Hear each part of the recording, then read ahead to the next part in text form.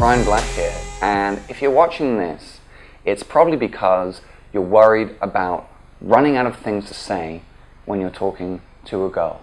It is one of the most common problems, one of the most common questions I get. So I want to just share one thing with you today that can really help make sure that doesn't happen to you. So this is mainly useful for if you're worried about having awkward pauses on dates, right? When you're sitting down and you're kind of there for a relatively extended period of time. So if you're worried about running out of things to say in the initial approach, I actually have a video on that, which is in the series that I did on Daygame, which you can find on the channel. But this is for, you've done the initial approach, you've got a number, you set up a date, and you know, for me, for ages, I would get numbers and just not do anything with them. Because I'd been told, you know, there's all the PUA stuff out there of like, oh, don't go on dates, like dates are bad, like dates are lame, like it's like you know, just sitting there for like hours and, you know, it's bad. So I would just be like, oh, I can't do dates, so what do I do? Like I had to pretend that to be sort of like, oh, just casual, let's just hang out, and it was just weird. So hopefully you've taken the advice from Sasha and myself. You're going out, you're being direct, you're making it clear you like them, and you're getting a number based on you know, what you actually like about her, about the things that you found out about her, and it's something real and there's somewhat of a connection there. So don't be scared of dates. Don't be scared of that awkward silence, because this is what you can do. So this is one simple, easy thing.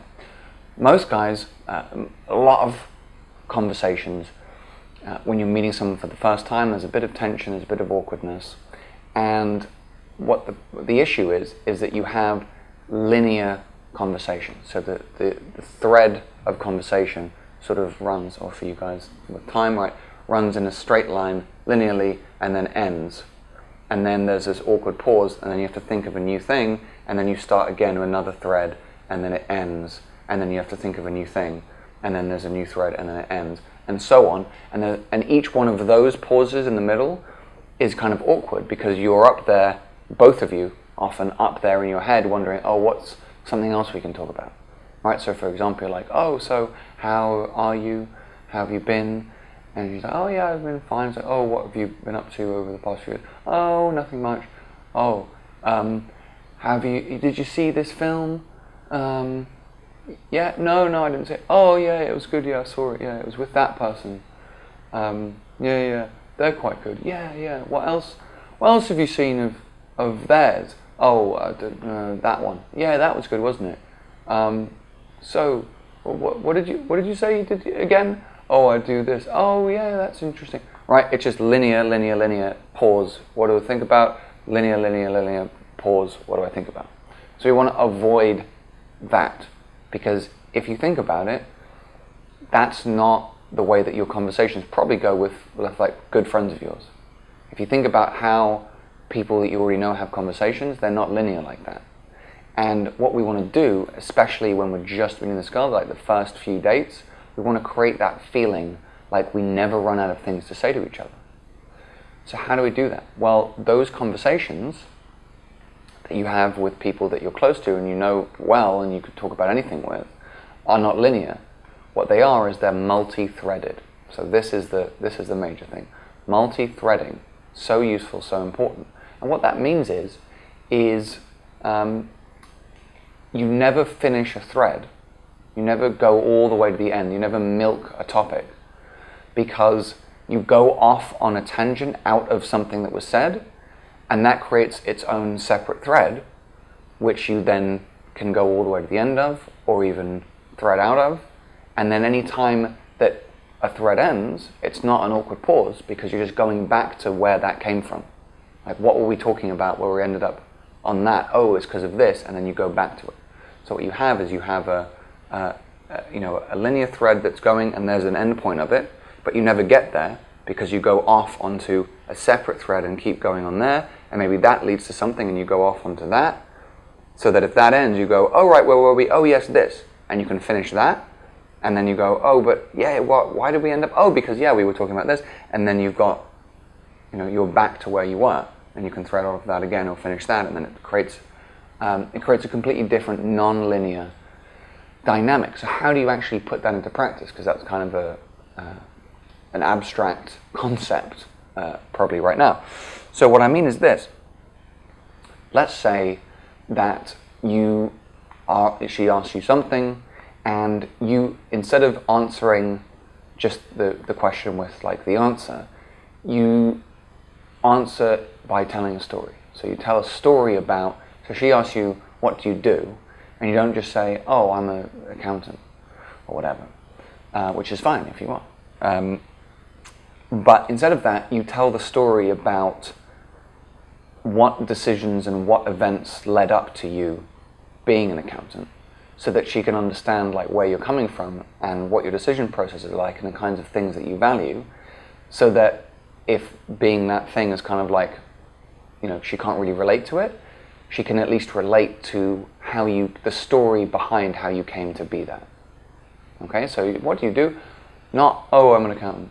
And then she could be like, oh, what's that like, or whatever. You go, well, it's funny because when I was like 10 or 11, I always loved like numbers and mathematics and things like that, and I thought I wanted to be a scientist, and I spent years doing that. But then I realized I didn't want to just sort of do research or whatever that was never going to be published outside of some academic journal, and I ended up going into this and using my mathematics to save businesses money and to whatever. And so now I work at this accountancy firm, and it's fun, but it's not really my passion, because actually I want to end up starting my own business and doing this and maybe that as well. So she's gotten the answer, but in the process of a story. Unfortunately, that's still linear, isn't it? Right? So that's still linear. And what I'm doing is, although I'm telling this interesting story, that's my thread. So what I want to do is try and build in to everything I say and everything she says the opportunity to multi-thread out of it. So if I wanted to multi-thread out of it, step 2 is I've got my one thread, I've got my story, but I give her opportunities herself to start threads out of what I'm saying.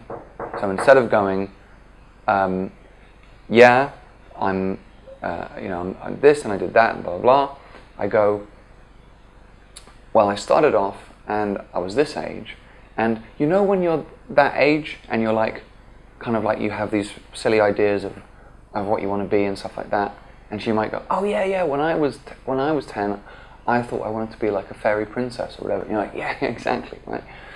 And how did that work out for you? And that might lead somewhere, right? She might actually tell a story about, well, it's funny because that dream of that silly dream ended up years later almost panning out in this way and blah, blah, blah, and there's a whole story that comes out of it. Fantastic. And then we just do that, and I can throw out of that, and then it finishes and she tells me that whole thing, and it's like, great, where was I? Oh yeah, so anyway, so I was 10 or 11, and then I just continue, you see? But if she has nothing about that, I'm just like, yeah, you know what I mean? When you're that age, and she's like, yeah, I guess so. Then you just go, right, so anyway, so I'm 10, 11, and I had this idea that I was going to do this, and so I was doing that, but then I came to this point where I was actually like, is that really what I want to do? You know what I mean? Like, you've ever had that feeling, like you maybe around university time when you're choosing what you want to read, or just after university, you're leaving and you're deciding, well, do I want a job in this specific thing? You know what I'm talking about, right? And again, I'm throwing it back to her because maybe she has something like, oh yeah, that exact thing happened to me because I trained as this, but I ended up going into something completely different. It's like, oh, what was that exactly? And she's like, oh, it was this, blah, blah, blah. Great, she's off on a story. Again, I'm connecting, I'm learning stuff about her, but at any point that her story finishes, right, and I'm still multi-threading out of her story and asking, other stuff about it, any of those threads close, it's finished, her story's done, and it's like, yeah, no, that's cool. Yeah, so anyway, so I was in a fork in a road, and I was making a decision, and so I ended up moving from this into accountancy, and now I'm doing this, I'm at this firm, but really, my passion is something else, to be honest. Like, I have other things I want to do. You know what I'm talking about? Like, maybe there's something you're doing right now, but it's just for right now, but you actually have a passion in something else.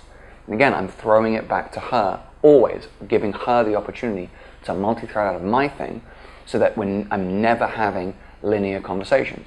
And that creates a sensation like, oh, we never run out of things to say, but it also shows you're really interested in her, interested in what she thinks, and you want to learn more about her. She can never feel, because girls sometimes complain, they go on a date with the guy's, you know, decent looking, whatever, he's a nice guy, he's entertaining, he's kind of funny, but all he does is just drone on about himself. He just keeps talking about himself all the time. And she doesn't feel like he's interested in her.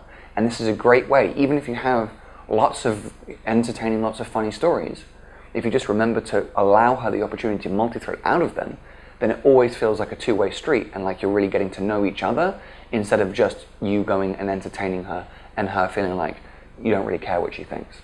So that is multi-threading, and I hope it's useful. I mean, I know it is. I do it all the time. It's fantastic.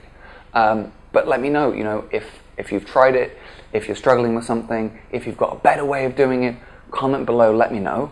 And if you want to see the next video first, make sure to hit the subscribe button. All right, see you in the next one.